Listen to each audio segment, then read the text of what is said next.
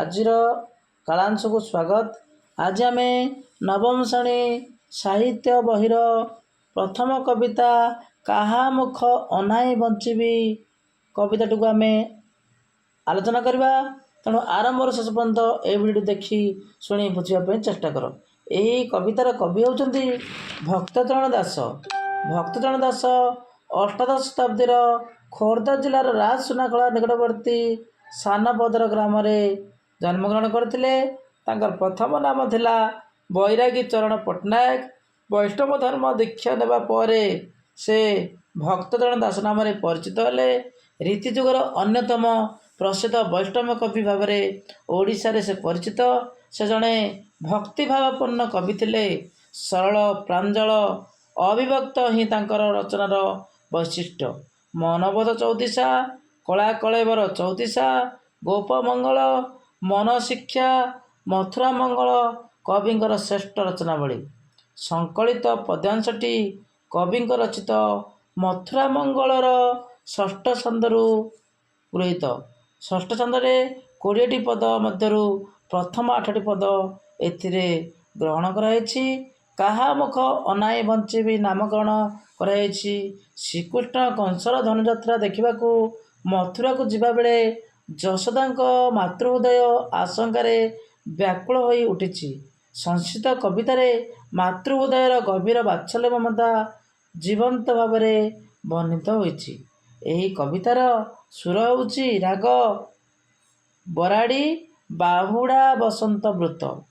ତେବେ ଆସ ପିଲାମାନେ ଏହି କବିତାର ପ୍ରଥମ ପଂକ୍ତିକୁ ଆଲୋଚନା କରିବା।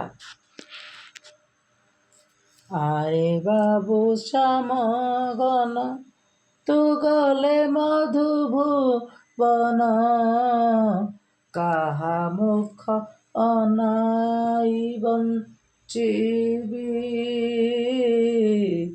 ହେବ ଦଶ ଦିଗ ଶୂନ୍ୟ ଅଥିର ହେବ ଜୀବନ, ନିଶି ଦିବସରେ ଝୁରୁଥିବି ରେ ଜୀବଧନ, ଜୀବନ ବିହୁନେ ଚେହ୍ନେ ଝସ, ରାଜା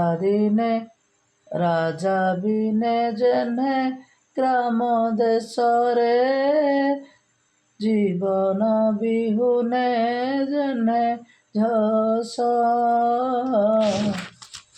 ଏହି କବିତାର କଠିନ ଶବ୍ଦାର୍ଥ। ଏହି କବିତାର ପ୍ରଥମ ପଂକ୍ତିର କଠିନ ଶବ୍ଦାର୍ଥ ହେଉଛି ଶ୍ୟାମ ଘନ। ଶ୍ୟାମ ଘନ ହେଉଛି କଳା ମେଘ। ଏଠାରେ ଶ୍ରୀକୃଷ୍ଣଙ୍କୁ କୁହାଯାଇଛି। ମଧୁଭୁବନ, ମଧୁଭୁବନ ମଥୁରାପୁର।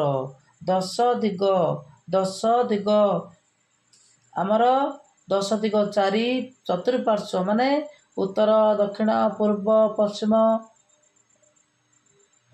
ଆଗ୍ନେୟ ନୈଋତ୍ୟ ବାୟବ୍ୟ ଏବଂ ସ୍ୱର୍ଗ ମର୍ତ୍ତ୍ୟ ଏହିଭଳି ଦଶ ଦିଗ। ଶୂନ୍ୟ ଖାଲି, ନିଶି ଦିବସ ଦିନ ରାତି, ଝସ ମାଛ, ଜେହ୍ନେ ଯେପରି। ଏହି କବିତାର ଭାବାର୍ଥକୁ ଆମେ ଆଲୋଚନା କରିବା। ଆରେ ବାବୁ ଶ୍ୟାମ ଘନ ତୁ ଗଲେ ମଧୁଭୁବନ, କାହା ମୁଖ ଅନାଇ ବଞ୍ଚିବି। ଏଠାରେ ମାତା ଯଶୋଦା ଶ୍ରୀକୃଷ୍ଣଙ୍କୁ କହୁଛନ୍ତି, ହେ ବାବୁ କୃଷ୍ଣ, ତୁମେ ଯଦି ମଥୁରା ଚାଲିଯିବ ତେବେ ମୁଁ ଆଉ କାହା ମୁଖକୁ ଚାହିଁ ବା କାହାକୁ ଚାହିଁ ମୁଁ ବଞ୍ଚିବି। ତୁମ ବିନା ସାରା ସଂସାର ମୋ ପାଇଁ ଅନ୍ଧକାର ହୋଇଯିବ ଏବଂ ମୋର ଜୀବନ ଦୁଃଖମୟ ହୋଇଯିବ, ଅସହ୍ୟ ହୋଇପଡ଼ିବ। ମୁଁ କେବଳ ଦିନରାତି ତୁମକୁ ଝୁରୁଥିବି, ଯେପରିକି ଜଳ ବିନା ମାଛ ବଞ୍ଚିପାରେ ନାହିଁ, ଠିକ୍ ସେହିଭଳି ତୁମ ବିନା ମୁଁ ବଞ୍ଚିପାରିବି ନାହିଁ। ଯେପରିକି ରାଜା ବିନା ରାଜ୍ୟ ଯେପରି ଅରାଜକତା ହୁଏ, ସେହିଭଳି ଶ୍ରୀକୃଷ୍ଣଙ୍କ ବିନା ଗୋପପୁର ଏବଂ ମୋ ଜୀବନ ଶ୍ରୀହୀନ ହୋଇଯିବ ବୋଲି ଏହି କବିତାର ପ୍ରଥମ ପଂକ୍ତିର ଭାବାର୍ଥ। ବର୍ତ୍ତମାନ ଆମେ ଦ୍ୱିତୀୟ ପଂକ୍ତିକୁ ଆଲୋଚନା କରିବା। କାହା ଅଙ୍ଗେ ଚତୁଃସମ ଲେପିବି କରିସୁ ସମ ନିଦ୍ରାରେ କେ ହୋଇଥିବ ଘାରି କାହାକୁ ଅଞ୍ଜନ ଦେବି ବସ୍ତ୍ର ପାଡ଼ି ଶୁଆଇବି ପିତାଙ୍କୁ ମାଗିବ କେହୁ ହରି ହେ ଜୀବଧନ ଏକଥା ସୁମରି ଯିବି ମରି ନିଶ୍ଚୟ ଯେବେ ଯିବୁ ମଧୁପୁରୀରେ ଏକଥା ସୁମରି ଯିବି ମରି। ଏହି କବିତାର ଏହି ପଂକ୍ତିର କଠିନ ଶବ୍ଦାର୍ଥ ହେଉଛି ଚତୁସମ। ଚତୁସମ ଅର୍ଥ ଚନ୍ଦନ ଅଗୁର କୁସୁମ କସ୍ତୁରୀ। ଇଏ ହେଉଛି ଚତୁସମ। ସୁଷମ ସୁଷମ ଅର୍ଥ ସୁନ୍ଦର। ସୁଷମ ସୁନ୍ଦର। ଅଞ୍ଜନ ଅଞ୍ଜନ ଅର୍ଥ କଳା। କଳା ପାଡ଼ି ବିଛାଇ। ପାଡ଼ି ମାନେ ବିଛାଇ। ସୁମରି ମନେ ପକାଇ। ସୁମରି ମନେ ପକାଇ। ବର୍ତ୍ତମାନ ଏହି କବିତାର ବା ଏହି ପଂକ୍ତିର ଭାବାର୍ଥକୁ ଆଲୋଚନା କରିବା। ମାତା ଯଶୋଦା କହିଛନ୍ତି ଶ୍ରୀକୃଷ୍ଣଙ୍କୁ, ତୁ ଯଦି ମଥୁରାକୁ ଚାଲିଯିବୁ ତେବେ ମୁଁ ଆଉ କାହା ଶରୀରରେ ସୁଗନ୍ଧିତ ଚନ୍ଦନ ଲେପିବି, କାହା ଆଖିରେ କଜ୍ଜଳ ଦେବି ଏବଂ କାହାକୁ ମୁଁ ସେଜ ପାରି ଶୁଆଇବି। ତୋ ବାପା ନନ୍ଦରାଜା କାହାକୁ ହରି ବୋଲି ଡାକିବେ। ଏକଥା ମନେ ପକାଇ ମୋର ଜୀବନ ଚାଲିଯିବ। ବାନ୍ଧିବି କାହାର କେଶ କୁସୁମେ କରିସୁ ବେଶ କାହା ଲଲାଟରେ ଦେବି ଚିତା କାହାର କନେ କୁଣ୍ଡଳ ଖଞ୍ଜିବିରେ ମୋର ବାଳ କାହା ପାଇଁ କରୁଥିବି ଚିନ୍ତାରେ ଜୀବଧନ କାହା ଅଙ୍ଗ ଧୂଳି ଦେବି ପୋଛି କାହାକୁ ଭାବ ପିନ୍ଧାଇବି କାଛିରେ କାହା ଅଙ୍ଗ ଧୂଳି ଦେବି ପୋଛି। କଠିନ ଶବ୍ଦାର୍ଥ ସୁବେଶ ସୁନ୍ଦର ବେଶ। ସୁବେଶ ସୁନ୍ଦର ବେଶ। ଲଲାଟ ମସ୍ତକ। ଲଲାଟ ମସ୍ତକ। ଚିତା ଚିତା ଚନ୍ଦନ। ଚିତା ମାନେ ଚନ୍ଦନ। ଖଞ୍ଜିବି ଲଗାଇବି। ଖଞ୍ଜିବି ଲଗାଇବି। ବାଳ ବାଳକ। କାଛି ଛୋଟ ଲୁଗା। କାଛି ଛୋଟ ଲୁଗା। ଏହାର ଭାବାର୍ଥ ହେଉଛି ଯଶୋଦାଙ୍କୁ ପିଲାଦିନର ସ୍ମୃତିକୁ ମନେ ପକାଇ କହିଛନ୍ତି, ମୁଁ ଏବେ କାହାର ବାଳ କୁଣ୍ଡାଇ ଫୁଲ ଖଞ୍ଜି କପାଳରେ ଚନ୍ଦନ ଟିପା ଦେବି, କାହା କାନରେ କୁଣ୍ଡଳ ପିନ୍ଧାଇବି, କାହା ପାଇଁ କରୁଥିବି ଚିନ୍ତା। ତୁ ଯେତେବେଳେ ମଥୁରାପୁର ଚାଲିଯିବୁ ମୁଁ କାହାକୁ ଚିନ୍ତା କରିବି, କାହା କଥା ଭାବିବି, କାହା ଅଙ୍ଗୁ ଧୂଳି ଦେବି ଝାଡ଼ି। ତୁ ଯେତେବେଳେ ବାହାରକୁ ଖେଳିବାକୁ ଯାଉ ଧୂଳି ପଡ଼ିଥିଲେ ମୁଁ ଧୂଳି ଝାଡ଼ି ଦେଉଥାଏ ତେବେ ମୁଁ ଆଉ କାହାର ଧୂଳି ଝାଡ଼ିବି, କାହାକୁ ପିନ୍ଧାଇବି କାଛିରେ ମାନେ ଛୋଟ ଲୁଗା ପିନ୍ଧାଇବି। ଯେତେବେଳେ ତୁ ବୁଲିବାକୁ ଯାଉ ତତେ ବେଶଭୂଷା କରି ମୁଁ ବାହାରକୁ ଖେଳିବାକୁ ଛାଡ଼ୁଥାଏ। ତୁ ଯେତେବେଳେ ଚାଲିଯିବୁ ମଥୁରାପୁରକୁ ତାହେଲେ ମୁଁ ଆଉ କାହାକୁ ଲୁଗା ପିନ୍ଧାଇବି, କାହାକୁ ସୁନ୍ଦର ଭାବରେ ବେଶ ସଜାଇବି ଏବଂ ତୋ ବିନା ମୁଁ ବଞ୍ଚିପାରିବି ନାହିଁ ବୋଲି ମାତା ଯଶୋଦା ସ୍ମରଣ କରି ମନେ ପକାଇ ବାତ୍ସଲ୍ୟ ମମତାକୁ ଏଠାରେ ପ୍ରତିପାଦନ କରିଛନ୍ତି। ଅନ୍ୟ ଏକ ପଂକ୍ତିକୁ ଯିବା।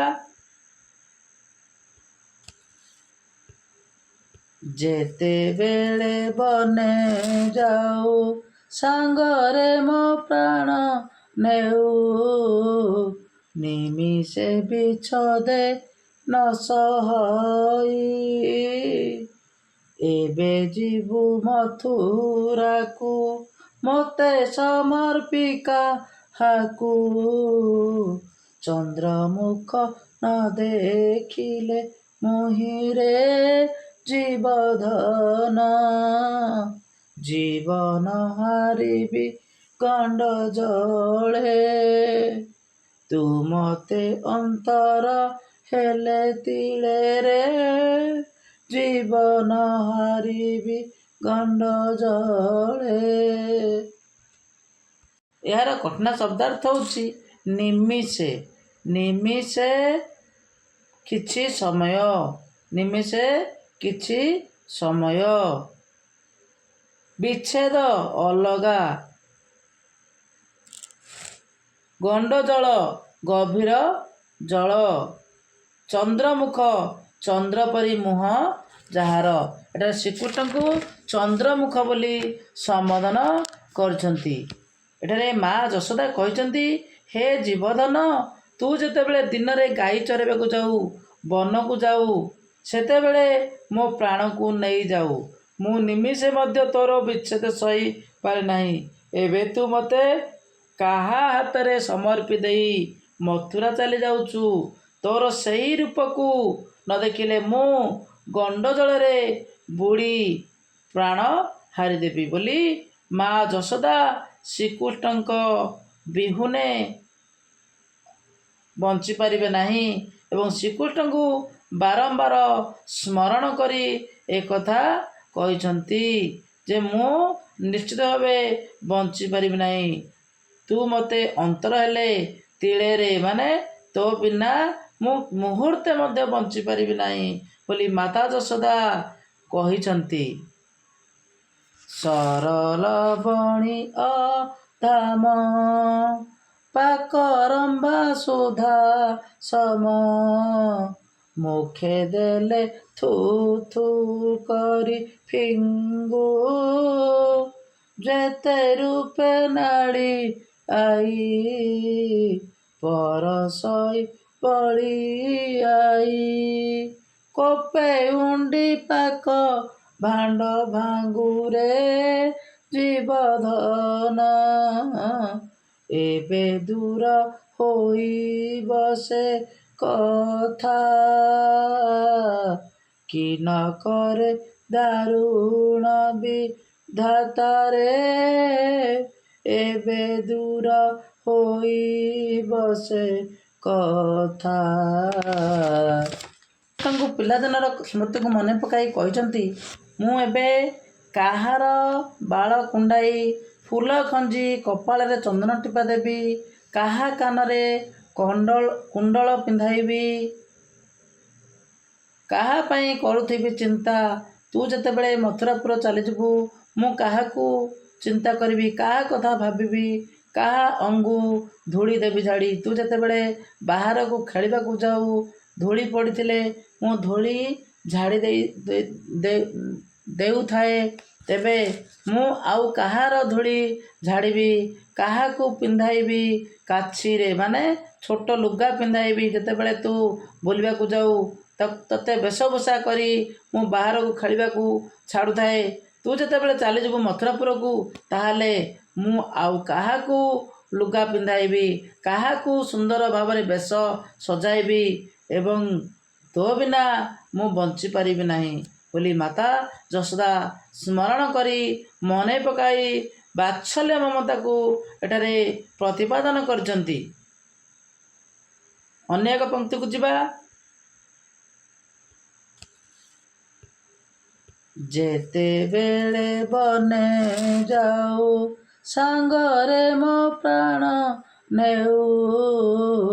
ନିମିଷେ ବିଚ୍ଛେଦ ନ ସହଇ। ଏବେ ଯିବୁ ମଥୁରାକୁ ମୋତେ ସମର୍ପି କାହାକୁ। ଚନ୍ଦ୍ରମୁଖ ନ ଦେଖିଲେ ମୁହିଁରେ ଜୀବଧନ। ଜୀବନ ହାରିବି ଗଣ୍ଡ ଜଳେ। ତୁ ମୋତେ ଅନ୍ତର ହେଲେ ତିଳେରେ ଜୀବନ ହାରିବି ଗଣ୍ଡ ଜଳେ। ଏହାର କଠିନ ଶବ୍ଦାର୍ଥ ହେଉଛି ନିମିଷେ। ନିମିଷେ କିଛି ସମୟ। ନିମିଷେ କିଛି ସମୟ। ବିଚ୍ଛେଦ ଅଲଗା। ଗଣ୍ଡ ଜଳ ଗଭୀର ଜଳ। ଚନ୍ଦ୍ରମୁଖ ଚନ୍ଦ୍ର ପରି ମୁହଁ ଯାହାର। ଏଠାରେ ଶ୍ରୀକୃଷ୍ଣଙ୍କୁ ଚନ୍ଦ୍ରମୁଖ ବୋଲି ସମ୍ବୋଧନ କରିଛନ୍ତି। ଏଠାରେ ମା ଯଶୋଦା କହିଛନ୍ତି, ହେ ଜୀବଧନ, ତୁ ଯେତେବେଳେ ଦିନରେ ଗାଈ ଚରାଇବାକୁ ଯାଉ, ବନକୁ ଯାଉ, ସେତେବେଳେ ମୋ ପ୍ରାଣକୁ ନେଇଯାଉ। ମୁଁ ନିମିଷେ ମଧ୍ୟ ତୋର ବିଚ୍ଛେଦ ସହି ପାରେ ନାହିଁ। ଏବେ ତୁ ମୋତେ କାହା ହାତରେ ସମର୍ପି ଦେଇ ମଥୁରା ଚାଲି ଯାଉଛୁ? ତୋର ସେହି ରୂପକୁ ନ ଦେଖିଲେ ମୁଁ ଗଣ୍ଡ ଜଳରେ ବୁଡ଼ି ପ୍ରାଣ ହାରିଦେବି ବୋଲି ମା ଯଶୋଦା ଶ୍ରୀକୃଷ୍ଣଙ୍କ ବିହୁନେ ବଞ୍ଚିପାରିବେ ନାହିଁ ଏବଂ ଶ୍ରୀକୃଷ୍ଣଙ୍କୁ ବାରମ୍ବାର ସ୍ମରଣ କରି ଏକଥା କହିଛନ୍ତି ଯେ ମୁଁ ନିଶ୍ଚିତ ଭାବେ ବଞ୍ଚିପାରିବି ନାହିଁ। ତୁ ମୋତେ ଅନ୍ତର ହେଲେ ତିଳେରେ ମାନେ ତୋ ବିନା ମୁଁ ମୁହୂର୍ତ୍ତେ ମଧ୍ୟ ବଞ୍ଚିପାରିବି ନାହିଁ ବୋଲି ମାତା ଯଶୋଦା କହିଛନ୍ତି। ସରଲବଣୀ ଅଧାମ ପାକରମ୍ଭା ସୁଧା ସମ ମୁଖେ ଦେଲେ ଥୁ ଥୁ କରି ଫିଙ୍ଗୁ ଯେତେ ରୂପେ ନାଡ଼ି ଆଇ ପରଶଇ ବଳି ଆଇ କୋପେ ଉଣ୍ଡି ପାକ ଭାଣ୍ଡ ଭାଙ୍ଗୁରେ ଜୀବଧନ ଏବେ ଦୂର ହୋଇବ ସେ କଥା କି ନ କରେ ଦାରୁଣ ବିଧାତାରେ ଏବେ ଦୂର ହୋଇବ ସେ କଥା। ସୁଧାସମ। ସୁଧାସମ ଅମୃତ।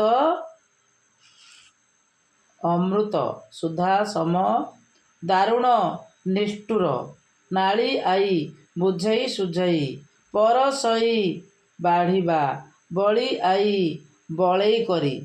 ଏହାର ଭାବାର୍ଥ ହେଉଛି ଶ୍ରୀକୃଷ୍ଣଙ୍କ ଅଝଟ ଗୁଣକୁ ମନେ ପକାଇ କାନ୍ଦି କାନ୍ଦି କହିଛନ୍ତି, ଯେଉଁ ଲବଣୀସ୍ୱର ଏବଂ ଅମୃତ ତୁଲ୍ୟ ପାଚିଲା କଦଳୀ ମୁଁ ତୋତେ ପାଟିରେ ଦେଲେ ତୁ ରାଗରେ ସେଗୁଡ଼ିକୁ ଥୁ ଥୁ କରି ଫିଙ୍ଗି ଦେଉଥିଲୁ। ନାଲିଆ ଆମ୍ବ ଏବଂ ପାଚିଲା ପଣସ ଦେଲେ ତୁ ରାଗରେ ପାକଶାଳା ଭାଙ୍ଗିବାକୁ ବାହାରୁଥିଲୁ। ସେ କଥା ଏଠାରେ ବର୍ଣ୍ଣନା କରିଛନ୍ତି। ବର୍ତ୍ତମାନ ଏବେ ଶ୍ରୀକୃଷ୍ଣ ମଥୁରାପୁର ଚାଲି ଯାଉଛନ୍ତି। ତାହେଲେ ଏଠାରେ କବି ବର୍ଣ୍ଣନା କରିଛନ୍ତି, ଏବେ ଦୂର ହୋଇବ ସେ କଥା। ଏବେ ଦୂର ହୋଇବ ସେ କଥା କି ନ କରେ ଦାରୁଣ ବିଧାତାରେ।